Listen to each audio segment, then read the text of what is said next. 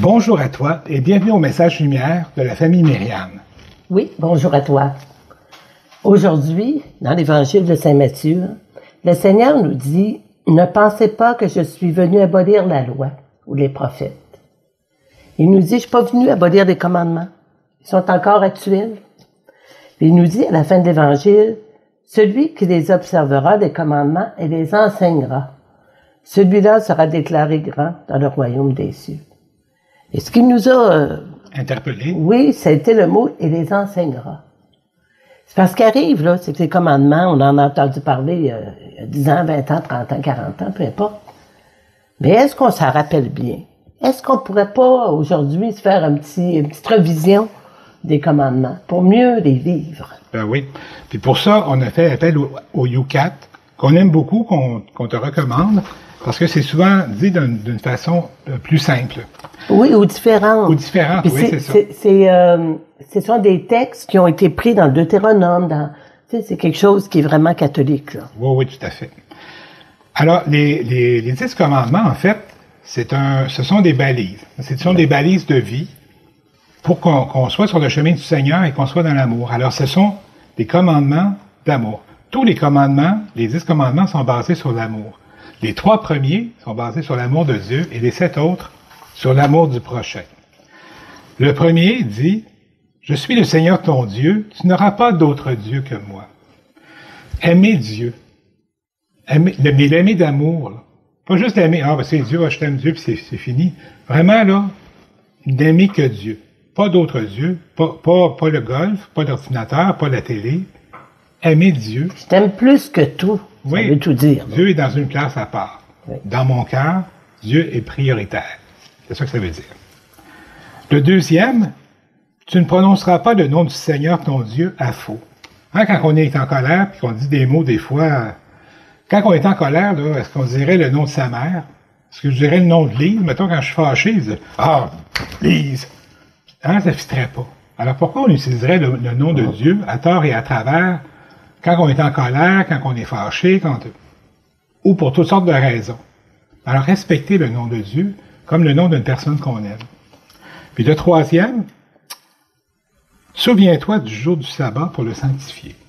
Tu sais, souvent, une fois par semaine, on aime ça faire des réunions de famille, se voir le dimanche soir, passer un petit peu de temps ensemble. C'est important, c'est une tradition familiale. Alors pourquoi le Seigneur nous demande de prendre une journée dans la semaine, le dimanche, et de lui consacrer du temps pour lui? Aller à la messe, penser à le prier, prendre un temps spécial pour le Seigneur. Arrêter la course effrénée, là. C'est ça. Oui, les magasins sont ouverts, tout est ouvert, on est pressé, Mais si on peut, là, on peut faire notre épicerie le samedi, puis laisser le dimanche un temps plus calme, un temps de famille, un temps... Parce que Dieu passe par notre famille, passe par notre couple aussi. Puis c'est sûr, aller à la messe. C'est ça aussi, le mettre dans nos priorités. Oui. Hein? C'est comme dans un couple, hein? On met toujours l'autre en priorité dans notre vie. Ben, Dieu passe en premier. En tout cas, c'est une recette de bonheur, de passer l'autre en priorité. Les autres commandements, c'est l'amour qu'on a envers notre prochain. Mm-hmm. Honore ton père et ta mère. Ben oui. Au moins, même si on a une vie difficile, ils nous ont donné le cadeau de la vie, comme tu me disais, hein, Georges? Oui, on a reçu la vie. On a reçu la vie. Alors, pour ça, qu'on les honore. Peu importe les torts qu'ils ont eu au moins. S'ils n'étaient pas là, on ne serait pas là non plus. Alors, les honorer.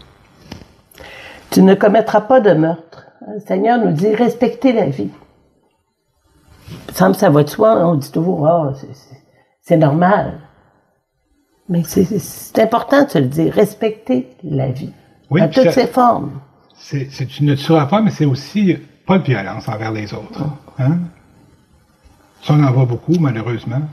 Alors, ça fait partie des commandements. Tu ne commettras pas d'adultère.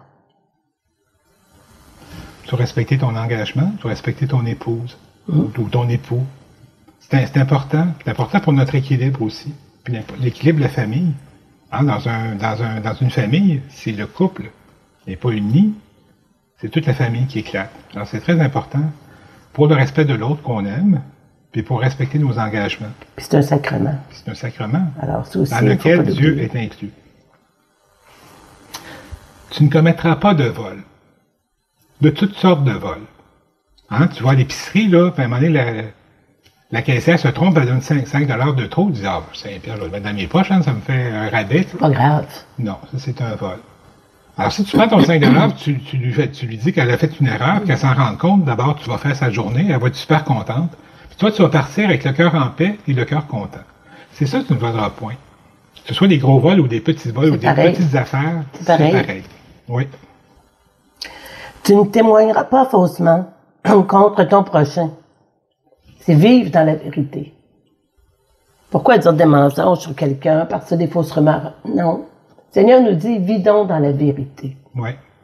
Moi, si quelqu'un m'aime, j'aime mieux qu'il me dise la vérité que qu'il me mente. Ou qu'il en parle à d'autres. Ou qu'il essaie d'embellir une situation qui est faussement. Alors, on est dans la vérité. Puis il n'y a pas de grands ou de petits mensonges. Hein? C'est pas dire, regarde, chérie, je suis fidèle, mais si je faisais ça, ça ne marcherait pas. Hein? D'abord, ça marche pas. D'abord, je suis fidèle. Je peux te le confirmer. C'est la vérité, alors. Puis quand on dit la vérité, on se sent mieux que quand on dit toutes sortes de mensonges. Hein? Tu ne convoiteras pas la femme de ton prochain.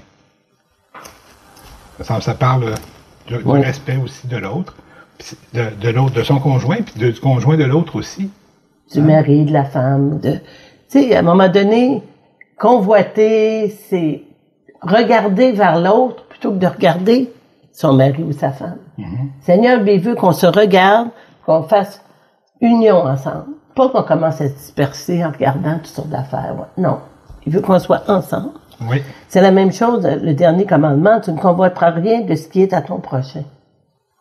Au contraire, sois heureux de ce que ton prochain a. Hein? Moi, c'est comme si mes voisins ont, puis ils me montrent, ah, tu vois, j'ai eu telle affaire, je me suis acheté telle affaire. Hey, je suis content pour toi.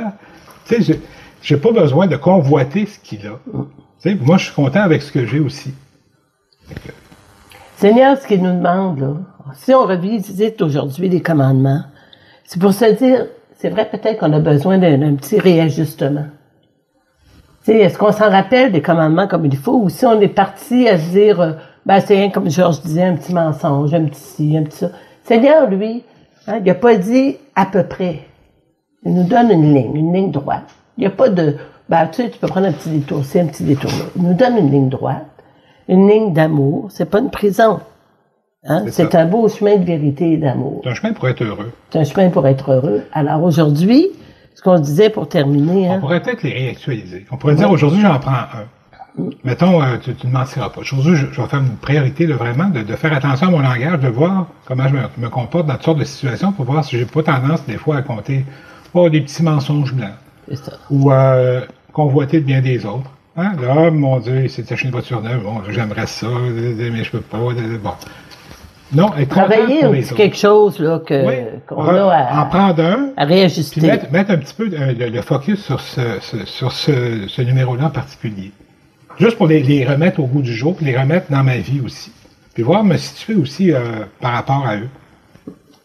Fait que c'est ce qu'on se souhaite aujourd'hui, et pour les prochains jours à venir, hein, de réactualiser les commandements comme étant une loi d'amour. Oui, puis c'est le chemin du bonheur. Oui. C'est la voie que le Seigneur nous indique, puis c'est pour notre propre bonheur. Alors, profitons-en, remercions le Seigneur pour cette belle loi d'amour qui est gravée dans notre cœur. Alors, on dit au revoir. Et à bientôt.